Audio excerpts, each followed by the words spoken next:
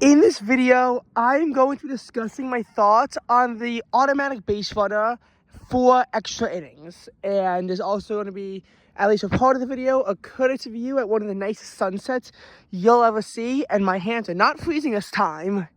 It's not 17 degrees at sunset, but rather a nice, comparatively balmy 32. Now, as far as the base runner goes, I have my thoughts and opinions on it. As a Met fan, I will say that the automatic base runner rule, I think, helped us a little more than it hurt us. That's just my take, though.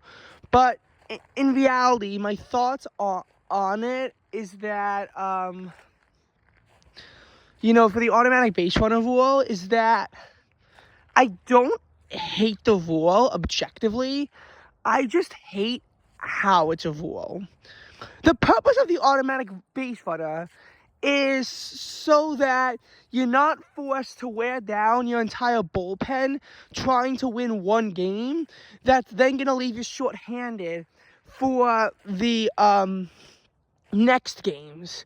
Because when you had a 15, 16, 17 inning game, you were depleting your bullpen members so rapidly that in a lot of cases, the games not necessarily came down to bullpen depth as in like how good your relievers were, but just how many of them before you had to eventually throw out a position player and have them pitch, which obviously sucks. And if it's a finale, both teams are going to have a comparative disadvantage when it comes to future games. Like both teams are going to have a comparative disadvantage in the future games. So I don't hate the idea of there being such a rule about extra innings and there being a base runner. You need to have a base runner on there. Having said that automatic base runner should never be on second base. That just you can't have an automatic base runner on second. Just can't happen. In the 10th, I get the idea of not having an automatic base runner and only having one starting in the 11th. Like, I get that.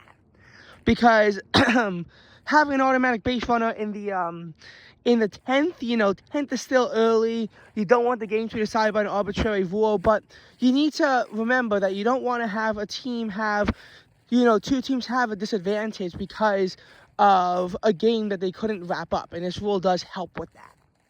Having said that, though, where should the base runner be? Because I think that the base runner should be on default to being on first. And there's a reason why I think that. They should always default to being on first if you have one. First of all, let's say that you're in a game and, the final Met to get out was Francisco Lindor. And you have this new lineup, Lindor, Soto, and Mark Vientos. You might walk Juan Soto to try to face Mark Vientos, even though Vientos is, relatively good. You still might walk Soto to face Vientos. Or let's say Soto is the last out, you might want to walk Vientos and face Pete Alonso. I mean, I'm not sure because all these Mets players have shown that they can step up in the clutch. Or maybe, even a 9-hole hitter was the last out, and then you want to walk Lindor and face Soto, which I don't know why you would, but again, so be it. You want to walk a batter in extras. Like right now with the current rules, you can intentionally walk the first batter without penalty. I mean, in the top of the inning, if you're, in the top of the 10th, there is a penalty that if a guy drags in a run on a guy from, if a guy hits a home run as an additional run.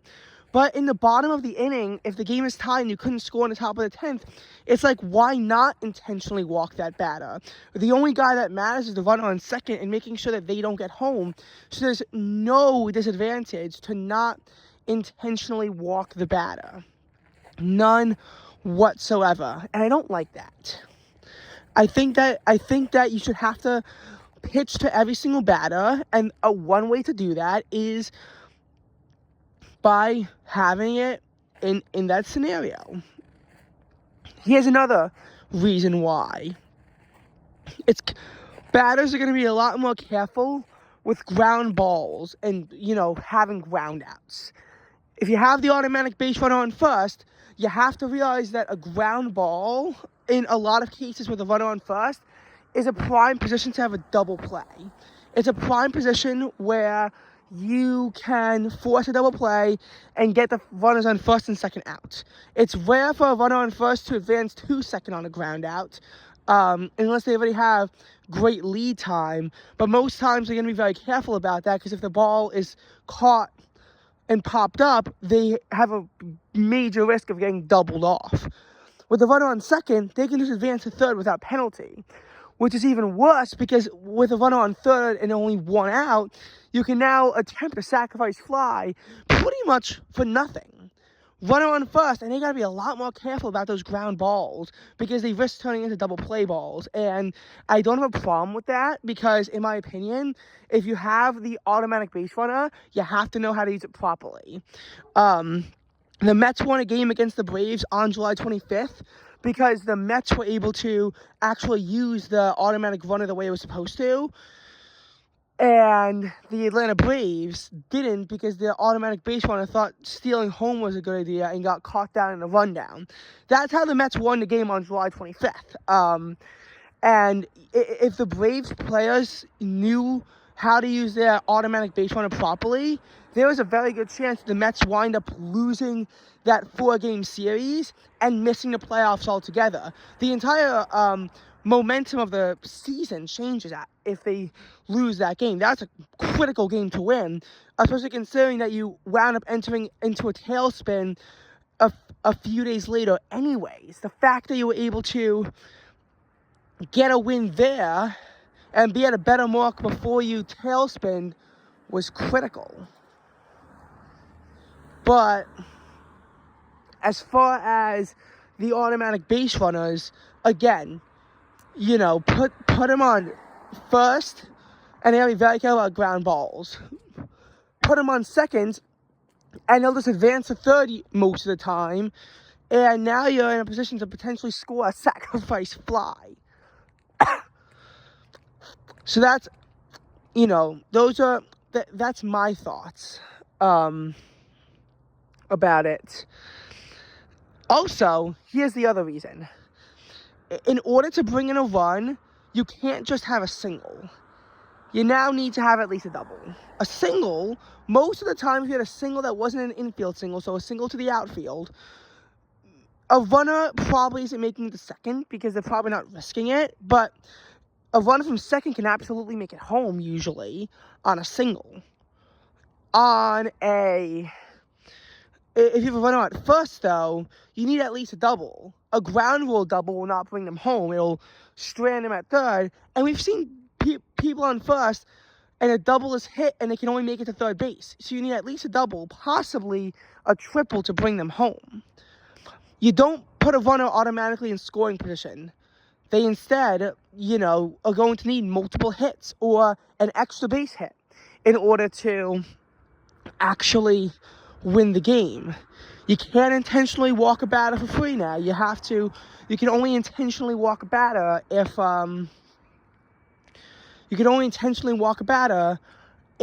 the runner somehow gets a second unscathed. Again, I don't hate the idea of there being an automatic base runner. Trust me, I fully get the logic of why you need to have an automatic base runner, because you need to have the games go quicker. But you should never have a runner in scoring position automatically. And in my opinion, if you do have an automatic base runner on second, let's say that maybe we have it where starting in the 13th inning, you have a runner on second, because at that point, okay, maybe you should only need a single to get them home. At least for the love of God, also have an automatic base runner on first. Close off first base. Deny them the ability to just intentionally walk the first batter. Make it where if you intentionally walk a batter, you're putting them 90 feet away from scoring a run. So you can't intentionally walk a batter, because that would be stupid. That's like what I would honestly say to do. Now, I can't go through, every single Mets game to go into extra innings. And obviously some Mets games that did go into extra innings were blowouts where, regardless of whether or not you had the automatic base runner or not, the game is not really decided by that. Now, as for the Mets, I personally feel like not a lot of games really came down to the automatic base runner. I personally feel that way. Like the April 28th walk-off win in extra innings, because a walk-off in the 9th would not be affected that way. I feel like the April 28th walk-off win against the Cardinals, I mean, if not for the automatic base runner, the Mets don't have the same pressure on them. They don't have the same pressure on them because they're not behind 2-1 in the middle of the 10th. But on the other hand, they're just going to walk it off and win 3-1 either way, because Vientos is still going to smack that homer down. Beta single is going to get them on base, and then Vientos is going to hit a 2-run homer, and the Mets is still going to walk it off. So it doesn't really matter that it was an automatic base run. It'll just make the score 3-1 instead of 4-2. Oh, wow. Maybe I'll actually walk across the street and throw a snowball. Looking at May 2nd, that the automatic base runner rule, that I will say helped the Mets significantly, because in both of those games, you in one case had an attempted sacrifice fly with the game tied 5-5 in the 10th that turned into a line-out double play. So that actually helped the Mets, that on a sacrifice fly turned into a line-out double play. And also the fact that on a on a single to make the game 6-5, the runner got thrown out at home when they thought that they could make it into when the runner thought they could make it a 7-5 advantage. Plus, of course, when they walk it off and it's 7-6, would only be 6-6 on a double after the hit by pitch if not for that rule. So I think that in that case, the automatic base runner rule actually did help the Mets in their May 2nd win. Their May 5th win, May 5th extra innings loss to the Rays. I mean, they had a 6-5 lead. Would have been only 5-5 enough for the automatic base runner, and they lost 7-6. It just would have been a 6-5 loss, because you would have had the guy get on base anyway after a walk, and then the triple would have just ended the game at that point. And again, I really just only want to use a close game. I will say, May 13th, you could argue that the Mets got screwed, because otherwise it's still 4-4 heading into the bottom of the 10th, and there's going to be an 11th inning forced. Their May 16th win, I mean, they both capitalized with the extra base runners. They both scored a run. The Mets scored an additional one. So instead of winning 6-5, they would have won 5-4 if not for the automatic base runner. I'm pretty sure. May 18th, they lost because of the base runner rule, because otherwise the single wouldn't have ended the game at 10-9. But on the other hand, there weren't that many outs. They still could have walked it off anyway, and the Mets had just lost all momentum when they were up 9-5 in the middle of the 9th. So even though the extra base runner rule did screw the Mets in that game, I mean, who knows how it would have went if not for that. And again, I feel like there's been too many of the extra inning games that the Mets played in. It didn't really come down to the automatic base runner. I feel like in quite a few ways, sometimes the automatic base runner actually helped the Mets out. Like September 16th, that walk-off hit by Marte, if this is a runner on first, maybe it goes for a double and it's still a walk-off win, but I'm not sure. I feel like you still would need a sacrifice fly at that point following the Marte hit against the Nationals. In that game, there weren't really a whole lot of extra inning games that the Mets played down the stretch, which mildly annoys me. Mildly annoys me in a lot of ways. because I do wish the Mets played in, more of those high drama filled games. But I mean, like, since September 6th, they won 6-4 on a walk-off home run extras. Without the extra base runner, they just would have won 5-4. Vientos' home run would have just been a 1-run home run instead of a 2-run homer. Like, that's sort of what I'm getting at. July 25th, the extra base runner will actually help them because the Braves were stupid, as I said, and the Mets used the cap properly to get a runner from second home on a single. Though, based on how deep it was in the outfield,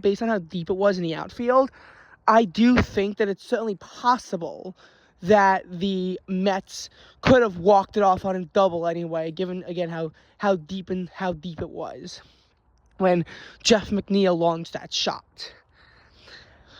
As for other examples, the extra base runner rule, I feel like just has mixed results. But I don't hate it. I don't hate the idea of having an extra base runner.